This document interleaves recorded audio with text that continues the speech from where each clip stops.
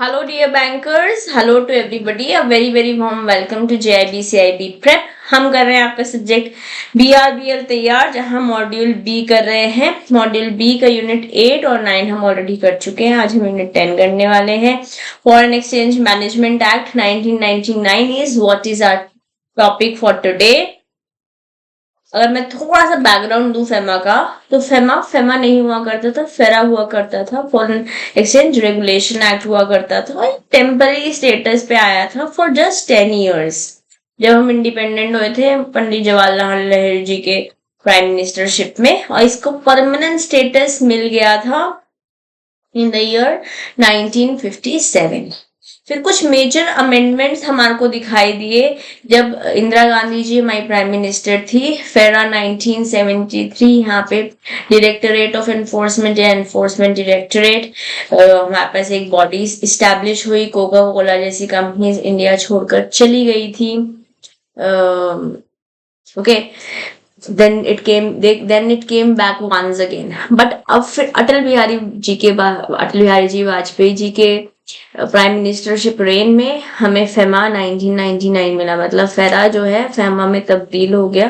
पहले एजेंडा था कि फॉरेन एक्सचेंज को रेगुलेट करना है, क्योंकि हम एलपीजी ऑलरेडी अडॉप्ट कर चुके थे 1991 में। हमारे को फॉरेन एक्सचेंज को मैनेज करना था, and it came on 1 June 2000। Okay, अब मेजर डिफरेंसेस क्या है? फेरा जो है कंजर्वेटिव थी इसकी approach exchange, foreign exchange related, जबकि फेमा जो है वो ऑर्डरली डेवलपमेंट और मेंटेनेंस को प्रमोट करता है फॉरेन एक्सचेंज मार्केट। यहाँ पे कंट्रोल किया जा रहा था फॉरेन एक्सचेंज ट्रांजैक्शन को, यहाँ मैनेज किया जा रहा है फॉरेन एक्सचेंज ट्रांजैक्शन को। यहाँ पे सेक्शंस भी बहुत सारे थे, 81 सेक्शंस थे। ये सेक्शंस कम होके 49 सेक्शंस ही हो गए। यहाँ पे कंपाउंडिंग नहीं थी, या कंपाउंडिंग है। मतलब जैसे आपने जब हमने पीएमएलए पढ़ा था तो बोला था ना कि क्योंकि लोगों के पास पैसे नहीं थे तो 1 साल का 1.5 साल का जेल से टाइम और देना पड़ा। इस तरीके से जब पैसों को जेल टाइम में कन्वर्ट करा जा सकता है, और vice versa, not all every time, but bail amount etcetera, fine etcetera देकर, तो वहां पे कंपाउंडिंग का एंगल आ जाता है। फेमा में अलाउड है। मान लेते हैं आपको इम्प्रिजनमेंट 7 साल की दी है और 1 साल 1 करोड़ का फाइन लगाया, तो अगर आगे से 1 करोड़ रुपए नहीं है तो उसे जेल टाइम में कन्वर्ट कर सकते हैं। This is known as compounding. Okay, कुछ इंटरेस्टिंग केसेस या रिसेंट टाइम में जो सेलिब्रिटीज पे फेमा केसेस आपको दिखने को मिलेंगे अराउंड, आप इंटरनेट चेक करेंगे तो ये कुछ पर्सनालिटीज है। I not name them, just you know them. Okay, वापस गवर्नमेंट डिपार्टमेंट्स कौन है फेमा के? रिजर्व बैंक तो है ही, जब हम बैंक के बारे में बात कर रहे हैं तो आरबीआई तो है ही। इसके अलावा directorate of enforcement and foreign investment promotion board भी है। एजेंडा जैसे कि मैंने आपको बताया कि हम ऑर्डरली मैनर में फैसिलिटेट कर रहे हैं, प्रमोट कर रहे हैं external payments and external trade, also orderly development and orderly maintenance for foreign exchange market in India। ये एजेंडा था फेमा 1999 आने का। ओके, तो जैसे कि मैंने बताया, आया तो जब हम आजाद हुए थे 1947 में, उस समय आया था। बट फेरा में मेजर चेंजेस हुए थे 1973 में। यहाँ पर ऑब्जेक्टिव क्या था इस एक्ट को बनने का या मेजर चेंजेस होने का? कंसोलिडेट किया जा सके, रेगुलेट किया जा सके लॉज जो कि फॉरेन एक्सचेंज से, फॉरेन पेमेंट से, या ट्रांजैक्शन जो कि इंटरनेशनली हो रही थी फॉरेन एक्सचेंज को इफेक्ट कर रही थी। अब reason to repeal this act and why FEMA came into picture was, ये बहुत ज्यादा रिग्रेस था और उस समय की चीजों के साथ, जैसे हमारे पास एलपीजी आ चुका था, उसके हिसाब से आउटडेट हो चुका था। अब 1999 में एजेंडा क्या था? मॉडर्नाइज करना था हमारे को, अमेंड करना था फॉरेन एक्सचेंज लॉज को, ताकि ग्लोबलाइजेशन। अच्छा, यहाँ पर हम आउटडेटेड 1947 और 1957 के कंटेक्स्ट में बोल रहे हैं। 1999 में हम एलपीजी के कंटेक्स्ट, मतलब हम उसको रेफर कर रहे हैं, फेमा को फेरा के साथ कर रहे हैं। 1973 में कर रहे थे तो हम फेरा को ही फेरा के साथ कर रहे थे। तो 1947 से 57 एक टेम्परेरी स्टेटस था, 57 में परमानेंट आया, बट काफी चेंजेस आए थे 1973 में भी, जैसे कि मैंने आपको बैकग्राउंड दिया। अब 1999 में मॉडर्नाइज हो गया था, हमें अमेंडमेंट्स चाहिए थे फॉरेन एक्सचेंज लॉस जो कि सपोर्ट करे ग्लोबलाइजेशन को, ट्रेड फैसिलिटेट हो पाए और फॉरेन एक्सचेंज ट्रांजैक्शंस मेंटेन भी हो पाए, क्योंकि हम भी तो बाहर से सामान खरीद रहे थे ना, तो हमारे को भी तो फॉरेन करेंसी चाहिए थी। अब स्कोप क्या है, ये अप्लाई करता है अक्रॉस इंडिया, पूरे इंडिया पर लगता है और उन इंडियन एंटिटीज पे भी लगता है जो बाहर है। और अगर आप फॉलो नहीं करते हो what is mentioned in FEMA, then you will have to follow the consequences of it. Okay, तो कुछ डेफिनेशन है हमारे पास, अगर आप पीपीबी को थोड़ा सा याद रखते हैं जेआईबी में, बहुत सारी बातें यहाँ पे हमने यूनिट 8, 9 और 10 में पढ़ी हुई है इन पीपीबी, बट अगर आप नहीं भी याद कर रिकलेक्ट कर पा रहे, it is fine. Let's now talk about the definitions, की डेफिनेशंस अंडर फेमा। एपी या ऑथराइज पर्सन वो बंदा है जो कि ऑथराइज्ड है, ठीक है, to deal into foreign exchange. इसमें कोई money changers, dealers, offshore banking units भी आ सकती हैं। Capital account transaction, capital account transaction होती है, यहाँ से एग्जाम में प्रीवियस ईयर्स में क्वेश्चन बना है और मैकमिलन में भी दिया हुआ है, दोनों ही इंपॉर्टेंट है, कैपिटल भी और करंट भी। प्रीवियस ईयर्स में आपको यहाँ से क्वेश्चंस दिखे हैं, तो डेफिनेटली इंपॉर्टेंट है। जब भी मान लेते हैं आप इंडिया रहते हो, ठीक है, आपकी कोई असेट से लाइबिलिटीज इंडिया से बाहर वो चेंज हो रहे हैं, या आप इंडिया के बाहर रहते हो और आपकी असेट्स और लाइबिलिटीज इंडिया के अंदर चेंज हो रही है, तो उनको हम कैपिटल अकाउंट ट्रांजैक्शंस कहते हैं। ठीक है, चेंजेस जब असेट से लाइबिलिटीज में हो रही है किसी इंडियन रेसिडेंट के ऑफ अब्रॉड और foreign resident in India is capital. उसके अलावा कोई भी ट्रांजैक्शन हो रही है, जैसे आपने अपने वाइफ के लिए, अपने हस्बैंड के लिए, अपने बच्चों के लिए, अपने मम्मी पापा के लिए बाहर कोई पैसे भेजे पढ़ने के लिए, मेडिकल ट्रीटमेंट के लिए, किसी भी तरीके के एक्सपेंसेस हो रहे हैं, ठीक है, related to business, interest, investment, remittances for living, educational expenses and medical care, सब कुछ करंट अकाउंट ट्रांजैक्शन में आ जाती है। अब स्टेटमेंट दे देंगे ये वाली और बोल देंगे तो कैपिटल अकाउंट है, तो आप बता पाएंगे ना इट्स अ फॉल्स स्टेटमेंट। ठीक है, करेंसी में सारे नोट्स एनकम्पास हो जाते हैं, करेंसी नोट्स, सारे मनी ऑर्डर्स, सारे चेक्स, क्रेडिट कार्ड और सिमिलर टाइप के इंस्ट्रूमेंट्स। फॉरेन करेंसी में कोई भी करेंसी जो इंडिया की करेंसी नहीं है फॉरेन करेंसी है। फॉरेन एक्सचेंज ब्रॉडर है फॉरेन करेंसी से, क्योंकि यहाँ पर करेंसी तो नोट्स तो है, इसके अलावा drafts, letter of credit, payment in foreign currency, ये सब भी इंक्लूड हो जाता है। Now when I talk about securities or security, we are talking about shares, stocks, bonds, mutual funds, government securities, और government securities में promissory note include नहीं होता। ओके, इंपॉर्टेंट है। Now what is foreign security? जो securities foreign currency में है but India में आप पे कर सकते हो, रिडीम कर सकते हो, can be paid in Indian currency, जैसे फॉरेन करेंसी कन्वर्टेबल बॉन्ड्स या फिर आईडीआर। अगर एडीआर, आईडीआर, जीडीआर का आप कंसेप्ट समझते हैं, अगर नहीं समझते हैं तो ऐसे समझते हैं, जैसे मान लेते हैं ये एग्जाम में नहीं पूछा जाएगा क्योंकि कंटेक्स्ट आ गया, तो as a teacher I have to explain it, right.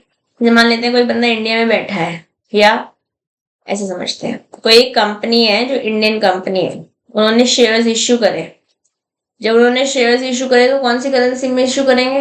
वो तो रुपये में करेंगे, ठीक है। बट मान लेते हैं कोई एक बंदा बैठा है फ्रांस में जो इस कंपनी में पैसे डालना चाहता है, अफगानिस्तान में, ऑस्ट्रेलिया में, कनाडा में, सम कंट्री में बैठा है, ठीक है। वो इस कंपनी में पैसे डालना चाहते हैं, बट उसके लिए तो रुपये कन्वीनियंट, डॉलर नहीं, कन्वीनियंट करेंसी नहीं है। बट अगर हर एक कंट्री की अपनी अपनी करेंसी पे काम करने लगेंगे, that will also be too much of our.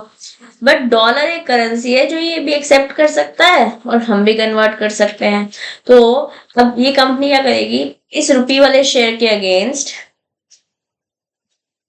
Depository participant को बोलेगी कि ना इस शेयर के अगेंस्ट एक रिसीट इश्यू कर दो, अगेंस्ट दिस शेयर एक रिसीट इश्यू कर दो, और ये रिसीट जो है वो डॉलर में होगी, रिसीट जो है डॉलर में होगी, डॉलर इसको भी एक्सेप्टेबल है, ठीक है। तो यहाँ पर जो ये ग्लोबल लेवल पे रिसीट्स होती हैं उसे बोलते हैं global depository receipts, depository participant issue कर देता है इसको। अगर कोई पर्टिकुलर बंदा अमेरिका का ही है, वो इन्वेस्ट करना चाहता है इंडिया में, तो उसके लिए हम एडीआर इशू कर देते हैं, अमेरिकन डिपॉजिटरी रिसीट। और इसी तरीके से vice versa, let's say for example कोई बंदा इंडिया का है, वो किसी फॉरेन कंट्री के कंपनी में पैसे डालना चाहता है शेयर मार्केट में, ठीक है। लेट्स से ये शेयर जो इशू हुआ है ये पॉन्ड में या डॉलर में या किसी और करेंसी में हुआ, लेट्स से, ठीक है, किसी और करेंसी में इशू हुआ है। अब यहाँ का डिपॉजिटरी पार्टिसिपेंट जब इंडियन पर्सन के लिए इंडियन रुपी में एक रिसीट इशू कर देगा, तो उसको हम आईडीआर बोल देते हैं, ठीक है। तो जैसे एफसीसीबी आईडीआर एग्जाम में नहीं पूछा जाएगा, बट फॉरेन सिक्योरिटी आ गई थी रिडीमेबल इंडिया में, तो इसको हम फॉरेन सिक्योरिटी बोलते हैं। Okay, moving forward. अब डेफिनेशंस ऑफ की टर्म्स। पर्सन कौन है? पर्सन में खाली आप और मैं नहीं आते हैं, आप और मैं तो इंडिविजुअल्स तो आते ही हैं, उसके अलावा firms, companies, associations, judicial persons, branches और एजेंसीज जो कि किसी बंदे द्वारा कंट्रोल करी जा रही है, ये सब भी पर्सन में आ जाता है। पर्सन रेसिडेंट इंडिया जो भी 182 दिन से ज्यादा इंडिया में एक फाइनेंशियल ईयर में रहा है, प्रीवियस ईयर में, जैसे 24-25 में बैठे हैं तो 23-24 में रहा है, वो resident person of Indian residence बोल सकते हैं। एक्सेप्ट जैसे मान लेते हैं पिछले साल कोई 182 दिन से ज्यादा रहा तो है, बट वो इंडिया छोड़ के ही चला गया और इंडिया वापस नहीं आने वाला क्योंकि वो जॉब कर रहा है, बिजनेस कर रहा है, लेट्स से फॉर एग्जांपल।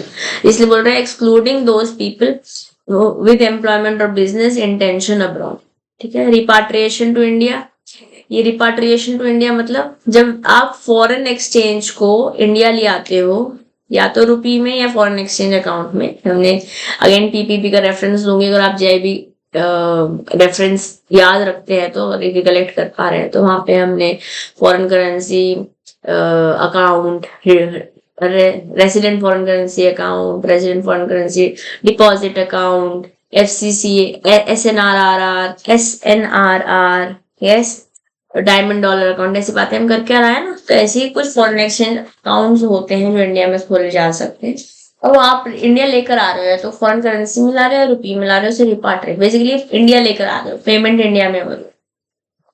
तो फेमा एम्फसाइज करती है किस पे? फ्लेक्सिबिलिटी पे, सपोर्ट पे, जो for a globalise economy, contrasting जो फेरा में था। फेरा में थोड़ी सी रिजिडिटी थी, काफी हद तक रिजिडिटी थी, तो फ्लेक्सिबिलिटी फेमा लेकर आ गया, ठीक है। अब क्या रेगुलेशंस और मैनेजमेंट क्या है फॉरेन एक्सचेंज का? ये रिपीट हो गया है, okay. Power of RBI with respect of authorise person. RBI क्या कर सकता है? अपॉइंट कर सकता है ऑथराइज पर्सन को,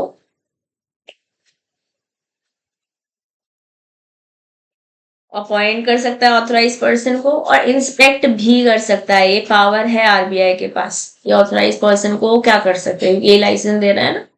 अब बैकग्राउंड बोला जाए तो फेमा के प्रोविजंस, फेरा जो था 1973 कंजर्वेटिव अप्रोच थी इंडिया की फॉरेन एक्सचेंज में, ताकि मतलब बेसिकली ये इंश्योर कर रहा था उस समय के हिसाब से, वो ये ही सही था कि प्रॉपर यूटिलाइजेशन हो, और ये भी रीअपील हुआ था, ठीक है। और then it became outdated and therefore for to facilitate external payment, to do external trade in a orderly manner, हमारे पास पोस्ट लिबरलाइजेशन फेमा की रिक्वायरमेंट थी, नीट की पूरे इंडिया पे अप्लाई होता है।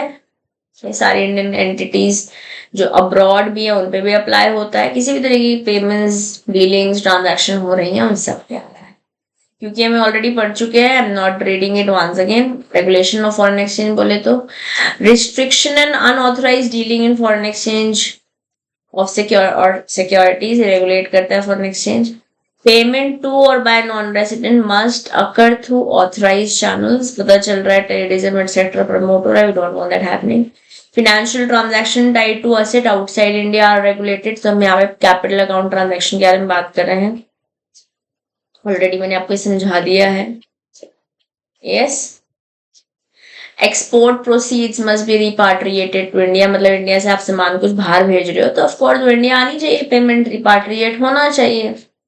आरबीआई की पावर क्या है? वो ऑथराइज डीलर को अपॉइंट भी कर सकती है, रेगुलेट भी कर सकती है, और ये भी इंस्पेक्शन भी कर सकती है, इंश्योर करेगी सारे कंप्लायंसेस जो फेमा के रूल्स में, फेमा के रेगुलेशंस में बताए हुए हैं वो आप फॉलो कर रहे हैं एज एन एपी और एन एआर, ऑथराइज रिप्रेजेंटेटिव और एन ऑथराइज पर्सन।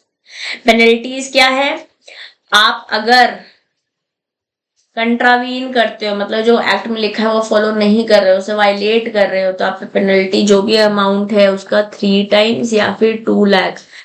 अगर क्वांटिफाइबल नहीं, अगर क्वांटिफाइबल है तो thrice the sum of the money that is involved, और अगर क्वांटिफाइबल नहीं है तो 2 लाख रुपए आपको पेनल्टी देनी पड़ सकती है with daily fines for continuing violation. और उसके बाद भी आप कंटिन्यू कर रहे हो तो आपको डेली फाइन्स भी देने पड़ सकते हैं। ये थ्राइस तब है जब क्वांटिफाइबल है।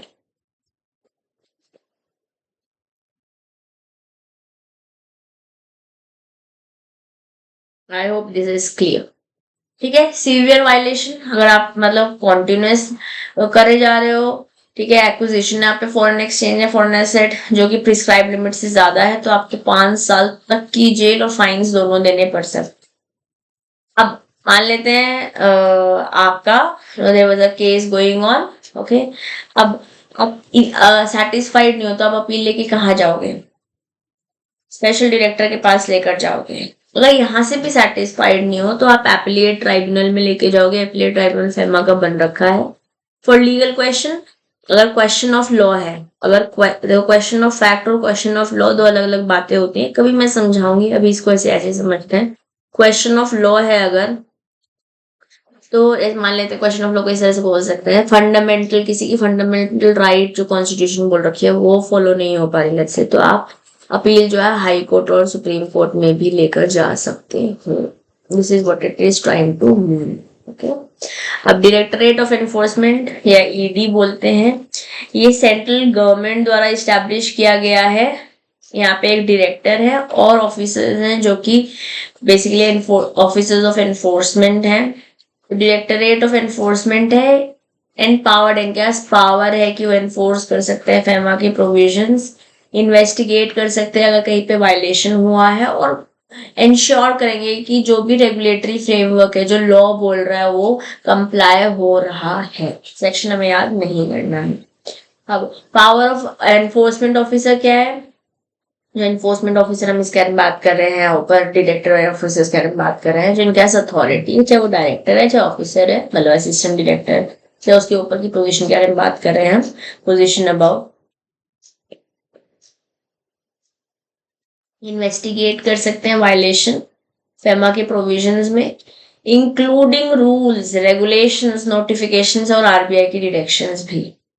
जो ऑथराइज ऑफिसर्स हैं वो कंडक्ट कर सकते हैं, मतलब छापा मार सकते हैं, ठीक है, सीज कर सकते हैं अगर कहीं पे लग रहा है कि there is something wrong happening, कुछ तो गड़बड़ है, दरवाजा तोड़ दो types, okay. Government authorisation, central government ने इनको पावर दे रखी है, ठीक है, फ्रॉम सेंट्रल और स्टेट गवर्नमेंट और RBI, not below the rank of secretary. अब जो यहाँ पर person who can do all of these things, search, seizure, investigation, that person should not be below the rank of secretary, ताकि वो investigate कर सके contravention in case so है। अभी तक तो यहाँ से क्वेश्चन बना नहीं है, बट अगर again there is a possibility कि यहाँ से क्वेश्चन बन जाए तो मैं आपको सजेस्ट करूंगी कि इसको आप लर्न कर लीजिए, ठीक। जो एडिशनल ऑफिसर जैसे कि कस्टम ऑफिसर है, एक्साइज ऑफिसर है, कोई पुलिस का स्टाफ है, वो एम्पावर्ड है, जो एनफोर्समेंट पावर्स एक्सरसाइज कर सकते हैं, ओके ना। स्पेशल प्रोविजन जो कि रिलेट करता है to assets held outside India, अगर आपके असेट इंडिया से बाहर हैं तो क्या प्रोविजन है। तो 2015 में एक सेक्शन लाया गया, ठीक है, इंट्रोड्यूस किया गया, सेक्शन 37A, नहीं भी याद होगा तो कोई टेंशन नहीं है। ऐसा बोला गया कि अगर आपके कोई असेट्स इंडिया से बाहर है जो कि अवैध है, गैर कानूनी है, अनलॉफुल है, तो आप सेक्शन 4 का कंट्रावेंशन कर रहे हो अंडर फेमा, जो कि प्रोहिबिट करता है कि आप किसी भी तरीके के अनऑथराइज ना तो अक्वायर कर सकते हो, ना होल्ड कर सकते हो, ना ही ट्रांसफर कर सकते हो फॉरेन असेट्स। क्या प्रोविजंस है? अगर हमको ये पता चलता है ऑथराइज पर्सन को या डायरेक्टरेट ऑफ एनफोर्समेंट को या डायरेक्टर को या जो भी एनफोर्समेंट ऑफिसर्स हैं, बेसिकली इंफॉर्मेशन मिलती है या सस्पिशन अराइज होता है एओ को, ऑथराइज ऑफिसर को, कि there is asset, there is property outside India and it is not authorized, तो ऐसी प्रॉपर्टी को सीज किया जा सकता है in India equivalent to foreign asset value. आपके अकाउंट में उतने पैसे सीज कर दिए जाएंगे। ओके, और बट इसका एग्जाम्पशन ये है कि सीजर नहीं होता है अगर असेट की वैल्यू प्रिस्क्राइब्ड थ्रेशोल्ड से नीचे, और ये प्रिस्क्रिप्शन चेंज हो सकता है, तो हमें याद करना ही नहीं है। बस ये बात समझनी कि अगर ऑथराइज्ड अमाउंट से नीचे है फाइन कर लो, कोई दिक्कत नहीं है, बट उससे ऊपर है then you have to do it. ठीक है, कंपीटेंट अथॉरिटी कौन है हमारे इस एक्ट के अंदर? एओ है, ऑथराइज्ड ऑफिसर है। ओके, इसको एक सीजर ऑर्डर लेना पड़ेगा, एविडेंस दिखाने पड़ेंगे, ज्वाइंट सेक्रेटरी है उसके ऊपर की अबव का ऊपर के लेवल का होगा ये कंपीटेंट अथॉरिटी। 30 दिन के अंदर अंदर अगर मान लेते हैं कहीं इन्वेस्टिगेशन का सीजर कर रहे हो तो 30 दिन के अंदर अंदर आपको एविडेंस के साथ सीजर ऑर्डर देना है। जो कंपीटेंट अथॉरिटी है उसको कंफर्म करना है या फिर सेट असाइड करना है, या तो बोलना है कि हाँ भैया ये हम विल कंटिन्यू की गड़बड़ चल रही है, या फिर जो हमने जो सीजर ऑर्डर किया था उसको हटा देंगे कितने दिन के अंदर अंदर, with in 180 days from the provision, within 180 days after providing a fair hearing to both the parties. Now this is important, you will have to learn this data 180 दिन के अंदर अंदर। ठीक है, period of court granted stage are excluded. अगर मान लेते हैं स्टे लगा हुआ है 180 दिन में से 30 दिन का तो स्टे लगा हुआ था या 20 दिन का तो स्टे लगा हुआ था, तो इस 180 दिन में ऐड कर दो। ठीक है, period of court granted stays are excluded from 180 days with minimum of 30 additional days allowed। इससे ज्यादा after stay is lifted।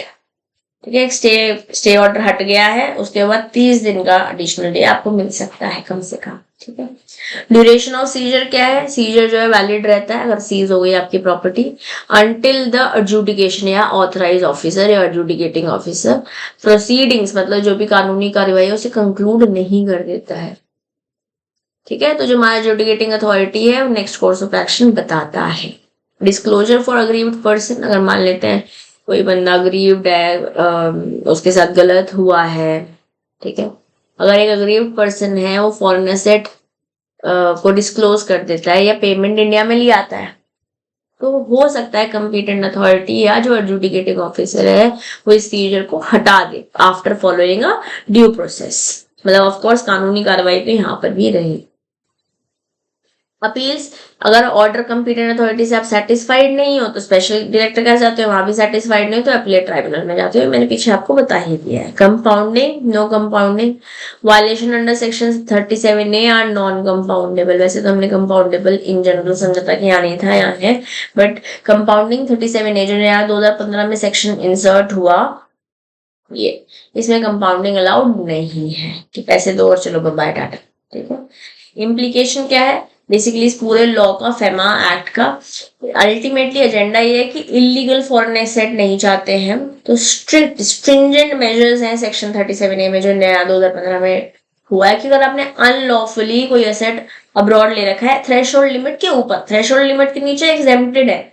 ठीक है, फिर आपको फेयर हियरिंग्स एंड अपील बोल रहे हैं, एक स्ट्रक्चर्ड प्रोसेस है, कैसे सीजर होगा, कैसे कानूनी कार्रवाई बेसिकली एडजुडिकेशन होगा। अगर आप यहाँ से सेटिस्फाइड नहीं हो, ये हो कंपीटेंट अथॉरिटी से, तो स्पेशल डायरेक्टर से फाइन हो तो अपीलेट अथॉरिटी जो कि फर्मा के अंदर बनती है वहां पे अपील्स लेकर जा सकते हो। और जब क्वेश्चन ऑफ लॉ है तो हाई कोर्ट या सुप्रीम कोर्ट के पास भी जा सकते हो। इससे क्या होगा? ट्रांसपेरेंसी रहेगी और कहीं ना कहीं सब लोग भी फॉलो करेंगे जो प्रिंसिपल्स है नेचुरल जस्टिस के। अकाउंटेबिलिटी बेसिकली क्या है? क्योंकि हर एक चीज पे डेज है, लिमिट्स है, ऑर्डर्स के बारे में बता रखा है, कितने दिन में आपको प्रूफ देना है उसके बारे में बता रखा है, कितने दिन में सीजर खत्म कर देना चाहिए उसके बारे में बता रखा है। ठीक है, तो इससे क्या हो रहा है? एनहांस हो रहा है अकाउंटेबिलिटी, क्योंकि कंपीटेंट अथॉरिटीज और ट्राइब्यूनल्स प्लेस में बने हुए हैं। That's it about the chapter. ठीक है, हमारे पास इतना ही है। मॉड्यूल बी में ज्यादातर यूनिट्स अब इतनी ही आपको सिमिलर लाइंस पे दिखेंगी, बहुत बहुत बड़ी नहीं है। वापस 3 और यूनिट्स आई थिंक, हाँ 4 और यूनिट्स हैं, 11 to 14 है, 15 ऑनवर्ड्स तो हमने मॉड्यूल सी में पढ़ ही लिया था। मॉड्यूल ए ज्यादा बड़ा नहीं है, उसको हम एक ही दिन में 1 या 2 मैक्सिमम लेक्चर्स में खत्म करेंगे, क्योंकि वहां पे हम हैंड रिटन नोट्स के साथ ही पढ़ाई करेंगे। ठीक है, with this guys I will take your leave. We are done with FEMA 1999. I'll see you in the next session. Till then, keep learning, keep growing. This is your friend and your teacher, CM Disha Dua, signing off for today. Bye bye.